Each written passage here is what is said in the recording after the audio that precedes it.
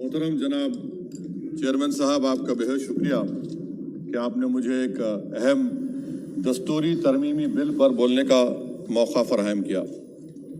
मोहतरम चेयरमैन साहब, मैं आपकी जानिब से बरसर इख्तिदार जमात को मुबारकबाद देना चाहता हूँ कि आज उन्होंने जो दस्तूरी तरमीमी बिल को लाया है, आप शाबानों के उस कानून के लाने के नक्श कदम पर चल रहे हैं। मुबारकबाद देता हूँ आपको और उम्मीद करता हूँ कि इसके बाद बरसर इख्तिदार जमात के ज़िम्मेदारों की ज़बानों से बार बार शाबानों का जिक्र नहीं होगा, क्योंकि ये आपका दस्तूर में इस बात की इजाज़त है कि सुप्रीम कोर्ट अगर कोई फ़ैसला देता है तो सरकार को इस बात की इजाज़त है कि वो उस फैसले के ऊपर कानून बनाए जो आपने किया। तो इसलिए मैं कह रहा हूँ कि आपने शाबानों की रिवायत को बरकरार रखा, आपको मुबारकबाद।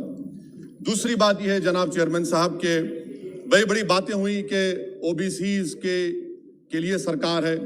मैं इसको डिस्पेल करता हूं, एक्सपोज करता हूं। ये सरकार ओबीसीज के लिए नहीं है। क्यों नहीं है?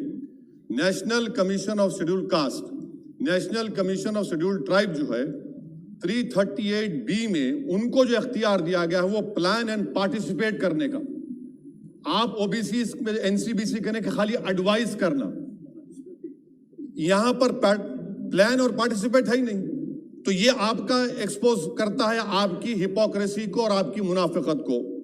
दूसरी बात यह है कि रोहिणी कमीशन ने कहा कि 10% ओबीसी 50% रिजर्वेशन को हासिल कर रहे हैं और 20% जाते ऐसे इनको कुछ नहीं मिल रहा है। तो सब कैटेगराइजेशन क्यों नहीं कर रहे आप? अगर आप ओबीसीज के लिए हैं तो मखसूस कास्ट के लिए आप हैं, आप तमाम ओबीसीज के लिए नहीं है। ये आप ही का रोहिणी कमीशन ने आया है। तो सब कैटेगराइजेशन आप करेंगे नहीं करेंगे?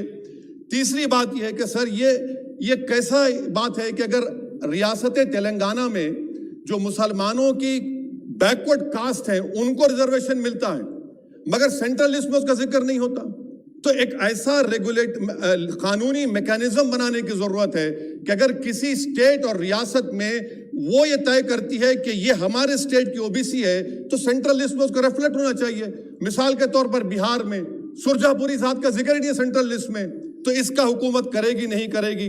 चौथी बात यह है कि आप क्यों डर रहे हैं? नरेंद्र मोदी की सरकार क्यों डर रही है? 50% को क्रॉस करिए ना। जब प्यार किया तो डरना क्या, तोड़ जाइए 50% को।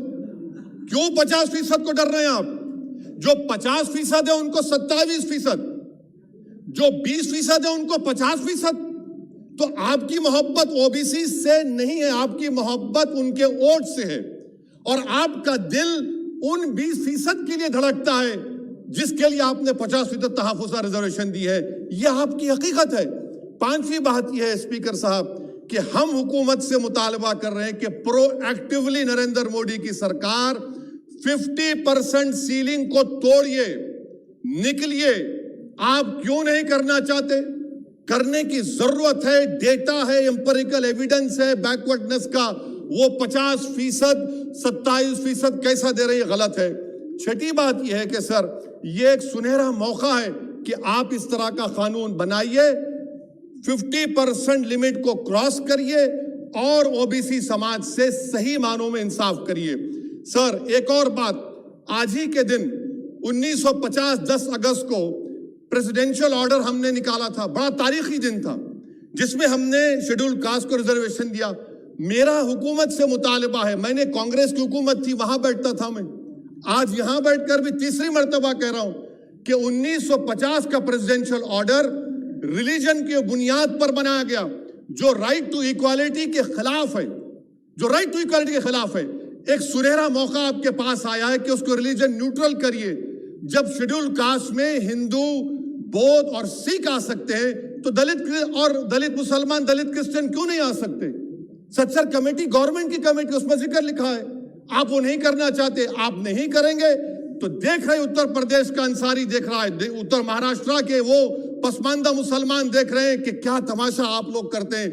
यहां वहां चले आते हैं, वहां के यहां आते हैं और हम लोग बीच में फंसे हुए रहते हैं। सर छठी बात यह है, सातवीं बात यह है कि मैं हुकूमत से इस बात का मुतालबा कर रहा हूं कि 1950 प्रेसिडेंशियल ऑर्डर को रिलीजन न्यूट्रल किया जाए। अच्छा, ओबीसी की आपकी सरकार है, 89 सेक्रेटरीज हैं, कितने ओबीसी है बताइए?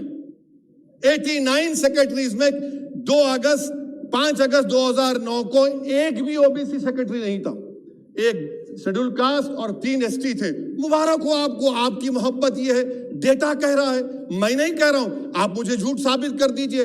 अच्छा, सेंट्रल यूनिवर्सिटी में सर, सेंट्रल यूनिवर्सिटी में 51.6% ओबीसी के पोस्ट वैकेंट हैं। इसीलिए मैंने कहा कि आपको उनके वोट से मोहब्बत है, उनको जमीन से आसमान पर उठाने से आपको कोई मोहब्बत नहीं है, ये हकीकत है सर। और सर, ये यहां पर बैठकर मैंने हमारे कांग्रेस के लीडर की तकरीर को सुना, शिवसेना वाले कह रहे, एनसीपी वाले कह रहे मराठा। भाई साहब, महमूदुर रहमान कमेटी की रिपोर्ट ने कहा था महाराष्ट्र में कि मुसलमान सोशली एजुकेशनल बैकवर्ड है, जो बॉम्बे की हाई कोर्ट ने उसको अपहेल्ड किया, और आप सिर्फ मराठाओं की बात करते हैं, मुसलमानों की बात क्यों नहीं करेंगे? वो 50 कास्ट जो मुसलमानों की बैकवर्ड है महाराष्ट्र में, वो देख रही है आपके इस तमाशे को और आपको एक्सपोज करके रहेगी। आप उनकी बात ही नहीं करते, मराठाओं को जरूर दीजिए, मगर आपके इस बड़े दिल में क्या उन गरीब मुसलमानों के लिए धड़कता हुआ दिल नहीं है कि हम सिर्फ भिखारी हैं, आपका वोट हासिल करेंगे, आपको नेता बनाएंगे, मुख्यमंत्री बनाएंगे, प्रधानमंत्री बनाएंगे, और हमको क्या मिलेगा? इफ्तार की दावत और मुंह में खजूर, रिजर्वेशन नहीं मिलेगा हमको। ये कौन सा इंसाफ है सर? इसीलिए ये इनकी मुनाफिकत है, इसीलिए हम हुकूमत से मुतालबा करते। अच्छा, हैरत की बात ये कि सुप्रीम कोर्ट के जिस फैसले को ओवरकम करने के लिए यहां पर ये बिल लाया गया, सुप्रीम कोर्ट ने कह दिया कि मराठाओं के बारे में सोशली एजुकेशनल बैकवर्डनेस नहीं दिख रहा है। आप कैसे दिखाएंगे बताइए?